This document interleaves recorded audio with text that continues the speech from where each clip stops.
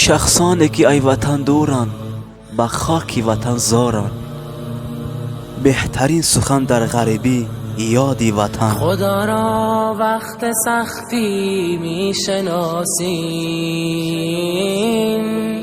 به هنگامی که در ترس و هراسیم.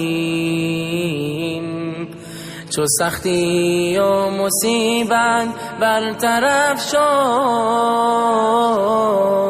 خدا را غافلیم و ناسپاسیم. خدا را غافلیم و ناسپاسیم.